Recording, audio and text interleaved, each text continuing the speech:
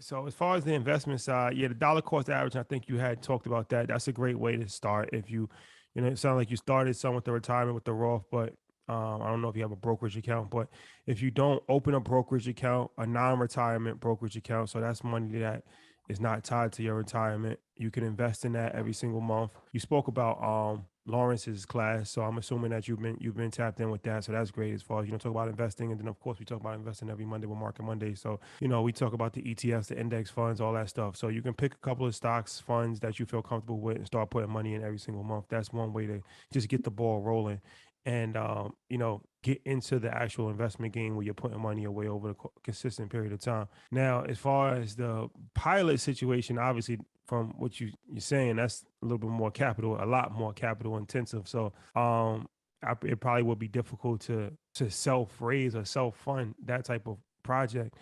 Me personally, I'm real big on collaboration. That's something that we've practiced and we still do to this day is collaborate with different people. And I just personally feel like you can do a lot more together than you can separate. And even if that means working with other people for equity, like and giving up equity, like there's nothing wrong with giving up equity. Like we have given up equity, and our third partner, Mike, he's a childhood friend of ours, but when we brought him on, we didn't have enough money to actually pay him. So we gave him a part of the company. Now he's our business partner. So I think giving up ownership, giving up a portion of equity and giving up ownership are two different things. Giving up some equity can be a smart move if somebody can add value. That's why you give up equity. If you don't necessarily have the resources and you need to bring somebody on, now they can provide their talent, their relationships, whatever they can bring to the table, and they're not working for money because now they're a part owner in the company. So the company's success is tied to their success. So it's in their best interest for that company to be successful because the more money that the company makes, the more money that they make, as opposed to just hiring an employee.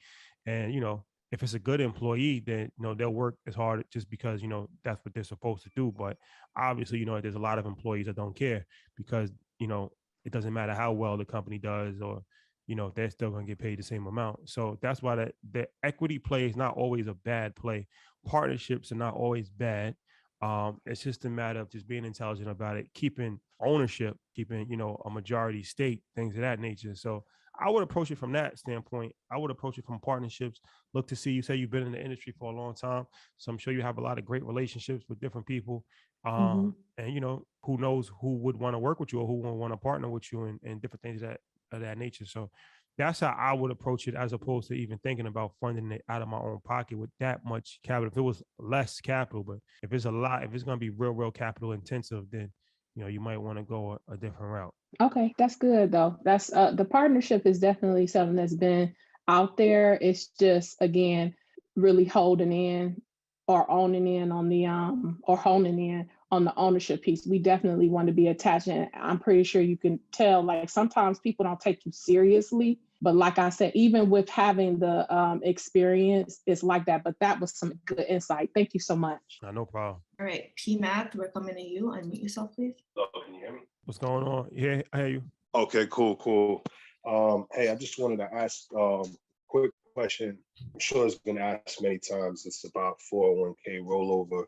My specific question is, I have like 3 401ks from the previous employers. I'm gonna roll like one of the bigger ones into a new one that that the employer is participating in. But then the two smaller ones, I want to be able to like invest myself. So just kind of to sum it up, I had it with Fidelity. I'm going to transfer the larger amount into a company named The Principal, and I've always traded with TD. I had a brokerage account with Fidelity. But I'm transferring. I transferred those funds into TD because just what I've heard is that it's more user friendly, things of that nature. Now my question is, with the other two smaller ones that I'm not going to transfer into the account that's with my employer. I want to have a little bit of flexibility to move those around. So I didn't know if I should just keep the funds with Fidelity and have a separate IRA there, or transfer it into TD where I have my brokerage account. That way, I guess I'm a little confused on what's the benefits of having an IRA with a different company, because I'm not going to put it with the I'm trying not to roll everything into my 401k. I'm trying to make sure that I have some flexibility to move it around, as I feel fit. So your current 401ks with Fidelity, and you're debating whether you should roll into an IRA with Fidelity or IRA with TD. Is that the question? So it's actually with a different. So my current 401k, I'm Well, transferring your old 401ks. Yeah, the old one. Sorry, the old one was with Fidelity. So I'm transferring the old ones one of the old ones, the larger amount, to one that my employer is participating in. That's called the principal. So I'm already that's kind of just out there. I'm gonna just put the bigger one into the one that they're contributing to. But the two smaller ones that I have with Fidelity, I guess I'm trying to figure out if it makes sense to transfer it over to TD, since I'm kind of that's where my brokerage account is, my individual brokerage account. That way I could kind of line things up. That's what I'm thinking. Or I don't even know if there's any benefit of just having it taking that 401k and turning it into a IRA with Fidelity, and just keeping it where it is. Yeah, I think it depends on whichever one you feel comfortable with, right? Like, I mean, Fidelity, TD, they're both good companies. They're both, very similar. Right. I personally like TD a little. I have both. I have Fidelity and TD. I like TD a little better because it just has a better user interface, in my opinion.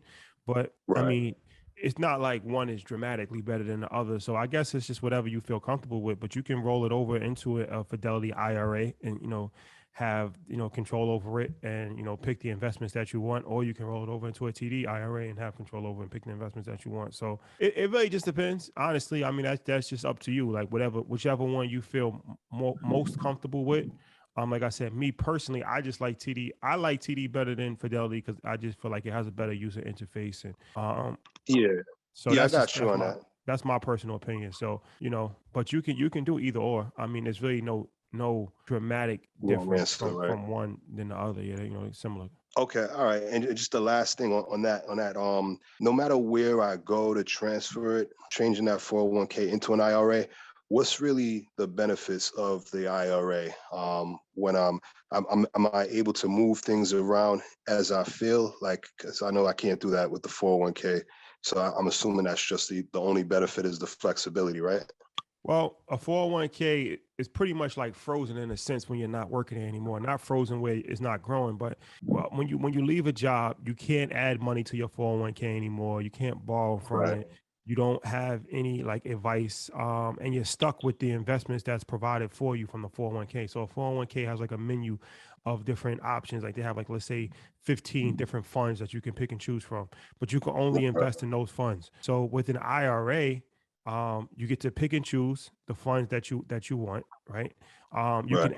can add money to it. So like, let's say going forward, like you start a business, or your job doesn't have a 401k, your new job doesn't have a 401k, or you can always add money to an IRA. An IRA also can serve as like a central hub where you might leave multiple different jobs throughout the course of your life, and you might have like 6 different 401ks. That becomes a little difficult to manage, but you can always roll those 401ks into an IRA and have that as like the central hub for all of your old 401ks. So, I Gotcha. mean, in Gotcha. in a nutshell, it just gives you more flexibility. Gives you more flexibility as far as being able to pick and choose your investments. And actually being able to put money into it as well. So those you don't have once you leave the company with an old 401k. So that's really the benefit with the IRA as opposed to keeping the money in the old 401k. All right. Sounds good. I appreciate it, man. All right, Andrew, we're coming to you. Unmute yourself, please. And somebody said in the chat, you can access the IRA. You just pay penalty on it, just like a 401k. If you had like an old 401k and you took the money out before 59 and a half, you pay a penalty on it. But there are some provisions where you can actually take some money out of without paying the penalty tax, but you always pay state and federal tax on an IRA or a 401k. So they're both the same in that regards.